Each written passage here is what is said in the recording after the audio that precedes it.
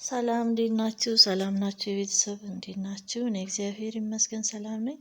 ዛሬ በጣም ቆንጆ ጤናማና ፈጣን አዘገጃጀት የሆነውን የጾም አማራጭ ነው የምንሰራው። ቪዲዮን እስከ መጨረሻው እንድትከታተሉኝ በትህትና ጠይቃለሁ። ቤተሰቦቼ አብራችሁኝ ቆዩ። የማዘጋጀው በቅድሚያ ሩዝ ነው። ሩዝ ብዙ አይነት አለ። ይሄ ሽንጥ ረጃጅሙ የሚባለውን ሩዝ ነው የምጠቀመው። እሱን አጥበዋለሁኝ፣ አዘጋጀዋለሁኝ። ደግመን ደጋግመን በንጹህ ውሃ ማጠብ አለብን ማለት ነው። ለመብሰልም ብዙ ጊዜ አይፈጅብንም። ሲበስል ደግሞ ፍትክትክ ብሎ በጣም ቆንጆ የሆነ የሩዝ አይነት ነው።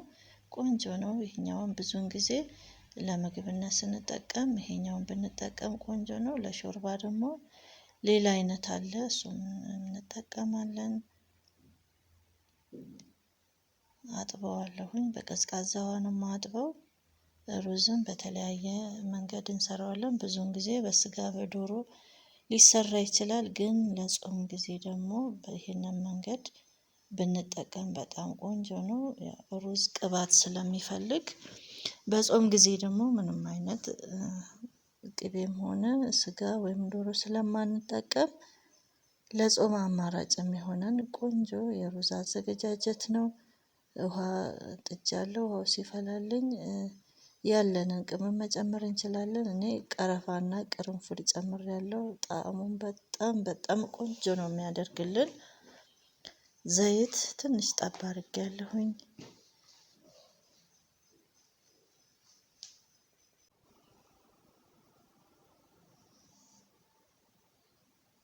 ዘይት፣ ቅርንፉድ፣ ቀረፋ ጨምሬያለሁ። ሄል ካለ ሄልን መጨመር ይቻላል። ለጣዕም ትንሽ ጨው አድርጌበታለሁኝ። በነጩ ነው ማብሰል የፈለኩት። ስለዛ ያጠብኩትን ሩዝ ጨምራለሁኝ። አጥቤ ያዘጋጀሁትን ሩዝ ጨምረዋለሁኝ።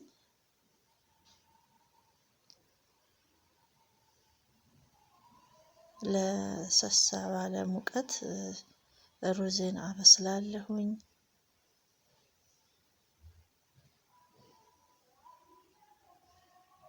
ከስርም እንዳይዝብን በደንብ አድርገን ምጥጥ ካረገ በኋላ ቆንጆ ሆኖ በስሏል። ሽታ አለው፣ ደስ ይላል።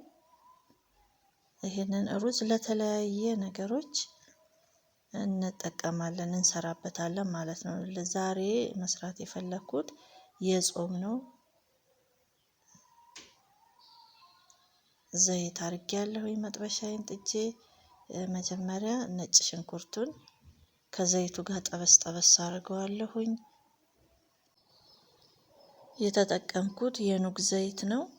ለዛ ነው ቀይ የመሰለው ዘይቱ። ከዛ ነጭ ሽንኩርቴን አብሬ ጠበስ ጠበስ አድርገዋለሁኝ። ሽታው ደስ ነው የሚለው። እንደዚህ ሲጠበስ መቃጠል የለበትም። ነጭ ሽንኩርት ቶሎ ስለሚቃጠል ሙቀቱን ተቆጣጥረን ከዘይቱ ጋር ለትንሽ ሰዓት እንጠብሰዋለን። ነጭ ሽንኩርት ከተጠበሰ በኋላ ቀይ ሽንኩርቱን ደቀቅ አድርጌን የከተፍኩት። ከዛ አብሬ ደግሞ ለትንሽ ጊዜ አቁላለዋለሁኝ። እንዳልኳችሁ የጾም ስለሆነ በተለያየ አትክልት መስራት እንችላለን።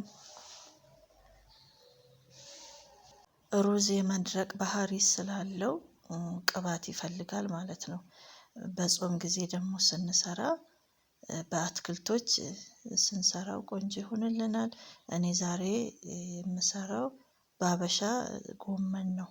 ሀበሻ ጎመን በሱ ነው መስራት የፈለኩት። ሀበሻ ጎመን ያው ለስለስ ያለ ስለሆነ ከሩዙ ጋር ደግሞ ሲገናኝ ቆንጆ ጤናማ የሆነ የጾም ምግብ ይሆንልናል። ጎመኑ ታጥቦ የተከተፈ የሀበሻ ጎመን ነው። መልኩ እንደዚህ ያምራል።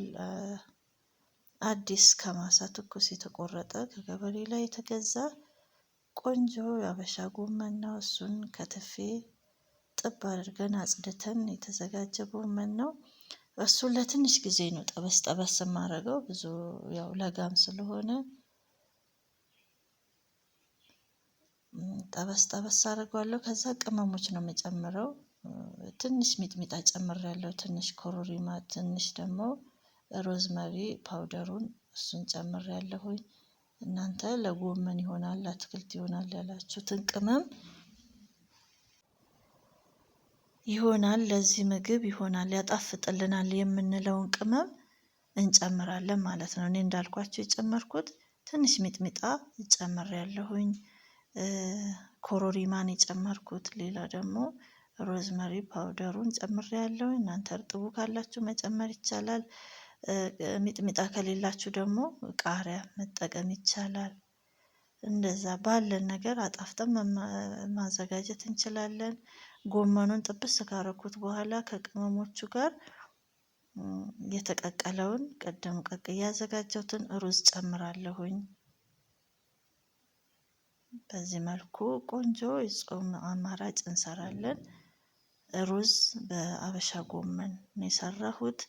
እናንተ ይሄ ጎመኑ ከሌላችሁ በሌላ በጥቅል ጎመንም ይሆናል። ግን እንደዚህ አንዳንዴ ደግሞ እንደዚህ ጎመኑን እኩል በኩል ብናረገው ቆንጆ ነው። በማንኪያም ይበላል። ከፈለግን ደግሞ ባለን በዳቦም መመገብ እንችላለን። በማንኪያ እንደዚህ ቆንጆ አማራጭ የጾም ሩዝ በአበሻ ጎመን ነው። ትወዱታላችሁ ቤተሰብ። በጣም ቀላል ነው። በዛ ላይ ደግሞ ፈጣን ነው። ለምሳም ይሆናል፣ ለቁርስም ይሆናል፣ ለልጅም ለአዋቂ ይሆናል። ቆንጆ ነው።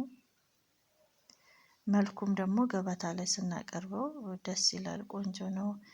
በዛ ላይ ደግሞ ገበታችንን ያደምቅልናል።